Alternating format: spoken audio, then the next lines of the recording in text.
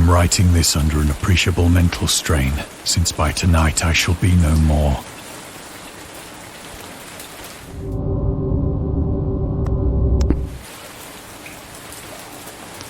Penniless, and at the end of my supply of the drug which alone makes life endurable, I can bear the torture no longer, and shall cast myself from this garret window into the squalid street below.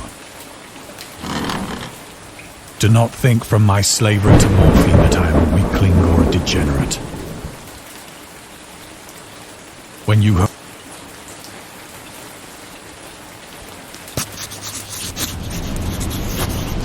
It was in one of the most open and least frequented.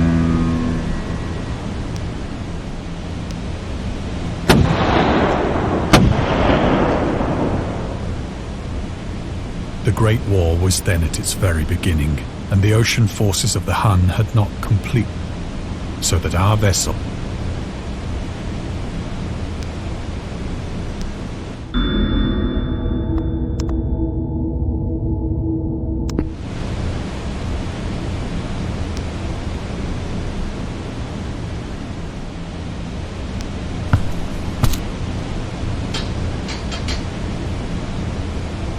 so liberal.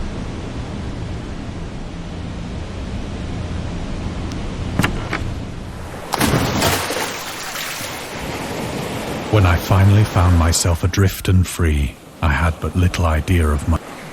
Never a competent navigator, I could only guess vaguely by the sun and stars of the longitude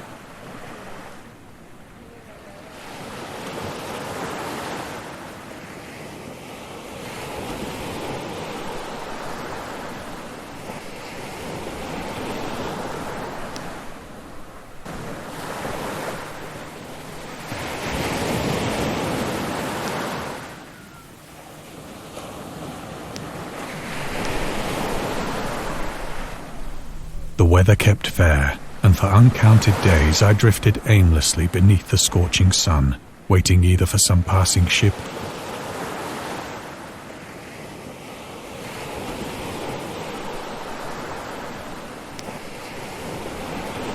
but neither ship nor land appeared, and the change happened whilst I slept.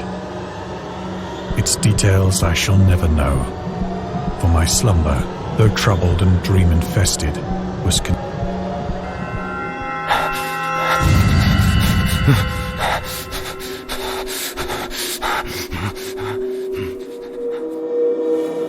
when at last I awoke, and in which my boat, though one might well imagine that my first sensation would be of wonder at so prodigious and unexpected a transformation of scenery, I was in reality more horrified than astonished. For there was in the air and in the rotting soil a sinister quality which chilled me to the very core. The region was putrid with the carcasses of decaying fish and of other less Perhaps I should not hope to convey in mere words the unutterable hideousness that can dwell in absolute silence. There was nothing within hearing, and nothing in sight, save a vast reach of black slime. Yet the very completeness of the still... The sun was blazing down from a sky which seemed to me almost black in its cloudless cruelty, as though reflecting the inky marsh beneath my feet.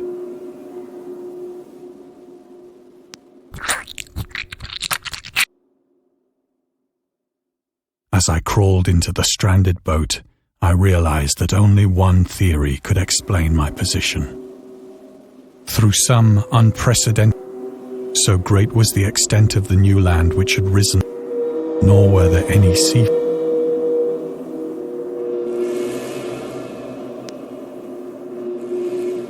For several hours I sat thinking or brooding in the boat, which lay upon its side and afforded a slight shade as the sun moved across the heavens. As the day progressed, the ground lost some of its stickiness and seemed likely to dry sufficiently for travelling purposes in a short time. That night I slept but little, and the next day I made for myself a pack containing food and water, preparatory to an overland journey in search of the vanished sea and possible rescue.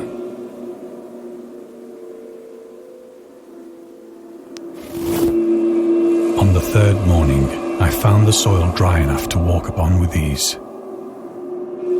The odor of the fish was maddening, but I was too much concerned.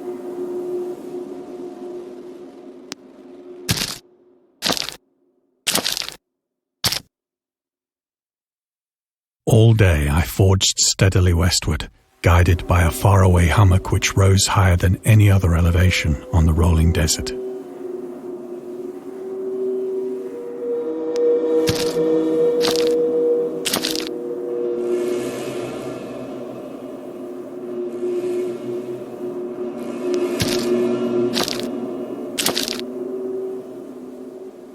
That night I encamped, and on the following day still travelled toward the hummock.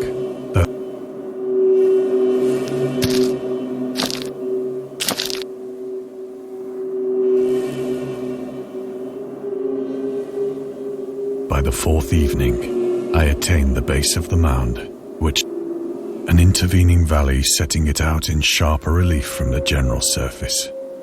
Too weary to ascend, I slept in the shadow of the...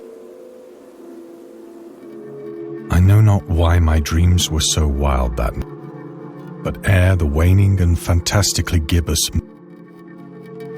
I was awake in a cold perspiration, determined to sleep no more.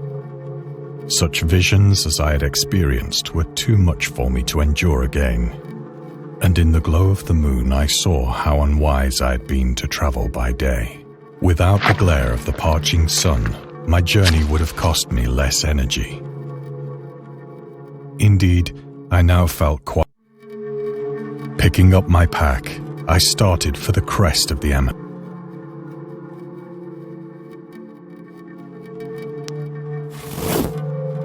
I have said that the unbroken monotony, but I think my horror was greater when I gained whose black recesses the moon had not yet soared high enough to illumine. I felt myself on the edge of the world, peering over the rim into a fathomless chaos of eternal night. Through my terror ran curious reminiscences of Paradise Lost, and of Satan's hideous climb through the unfashioned realms of... As the moon climbed higher in... Ledges and outcroppings of rock afforded fairly easy footholds for a descent, whilst after a drop,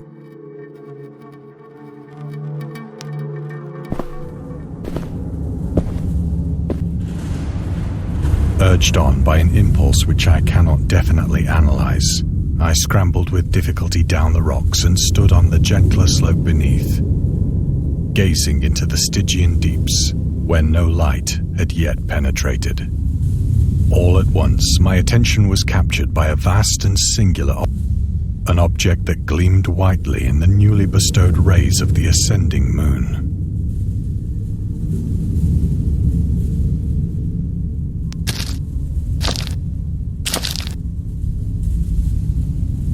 That it was merely a gigantic piece of stone, I soon assured myself. But I was conscious of a distinct impression that its contour and position were not altogether the work of nature. A closer scrutiny filled me with sensations I cannot express. For despite its enormous magnitude and its position in an abyss which had yawned, I perceived beyond a doubt that the strange object was a well-shaped monolith, whose massive bulk had known the workmanship and perhaps the worship of living and thinking creatures. Dazed and frightened,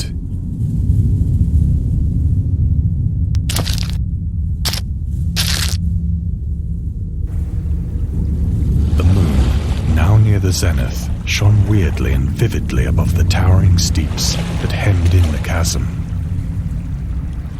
and revealed the fact that a far-flung body of water flowed at the bottom, winding out of sight in both directions and almost lapping my feet across the chasm, on whose surface I could now trace both inscriptions and crude sculptures.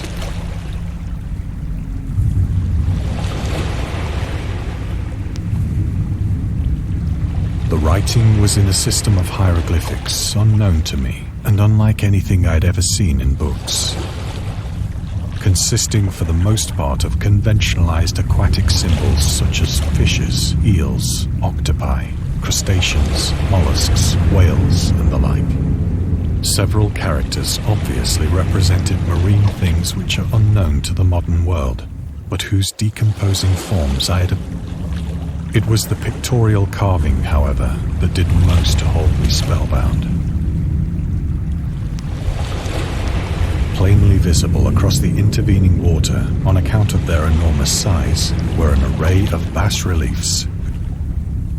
I think that these things were though the creatures were shown disporting like fishes in the waters of some marine grotto, or paying homage of their fate for the mere remembrance makes grotesque beyond the imagination of a Poe or a Bulwer. They were damnably human in general outline, despite webbed hands and feet, shockingly wide and glassy, bulging. Curiously enough, they seemed to have been chiseled badly out of proportion with their scenic background. For one of the creatures was shown in the act of killing a whale, represented as but little large. I remarked, as I say, their grotesqueness and strange size, but in a moment decided that they were merely the imaginary gods of some primitive fishing or seafaring tribe. Some tribe whose last descendant had perished eras before the first ancestor of the Piltdown or Neanderthal man was born.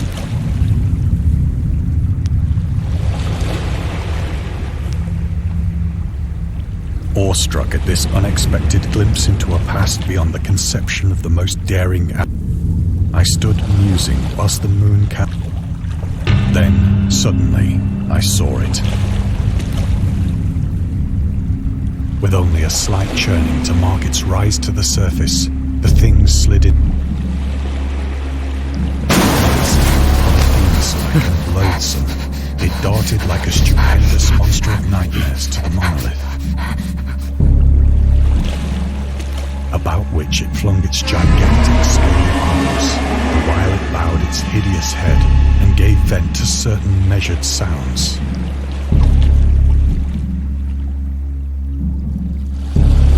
I think I went mad then. Of my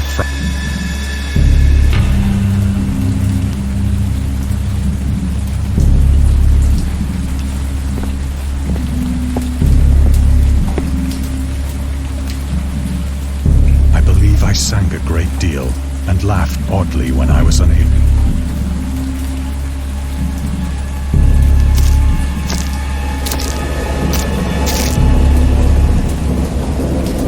I have indistinct recollections of a great storm sometime after I reached the boat. At any rate, I know that I heard pearls of thunder and other tones which nature utters only in her wildest moods.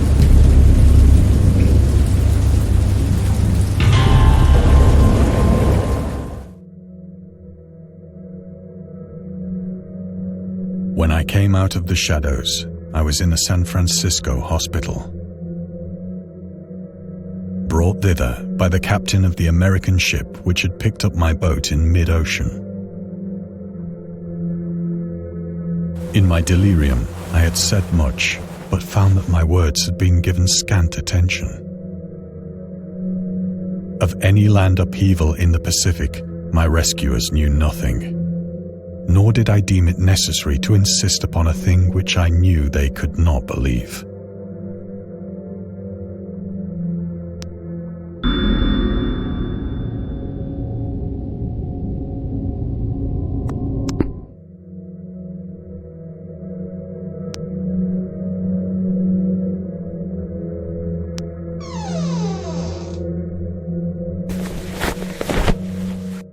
Once I sought out a celebrated ethnologist and amused him with peculiar questions regarding the ancient Philistine legend.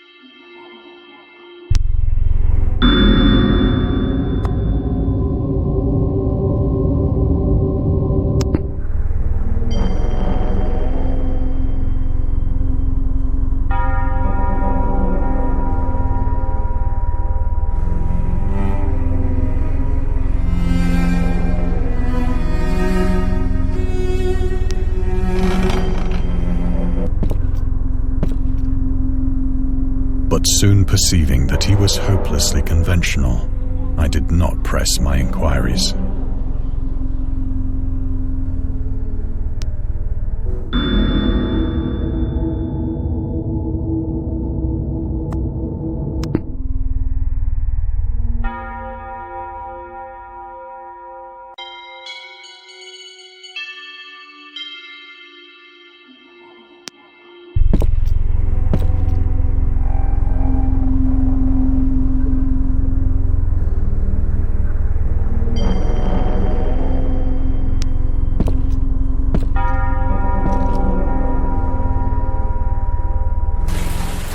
It is at night, especially when the moon is... I tried morphine, but the drug has given only transient surcease, and so now I am to end it all.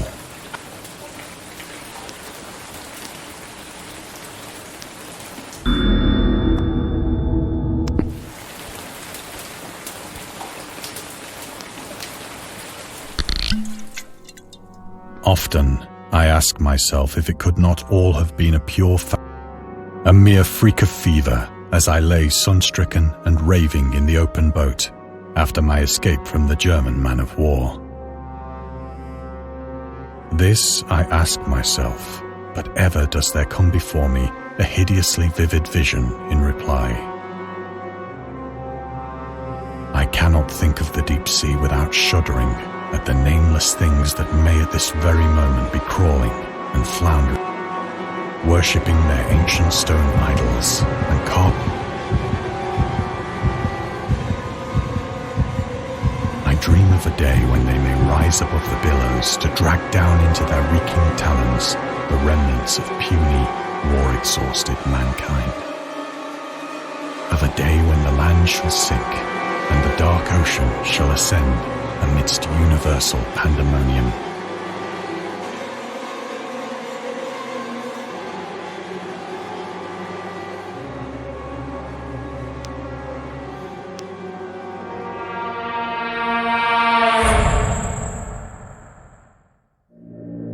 The end is near.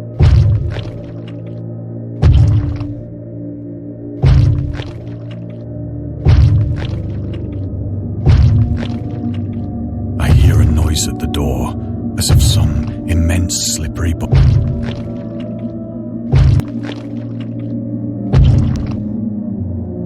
It shall not find me.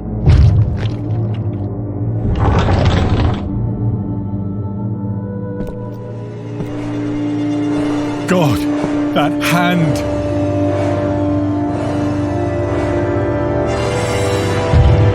The window! The window!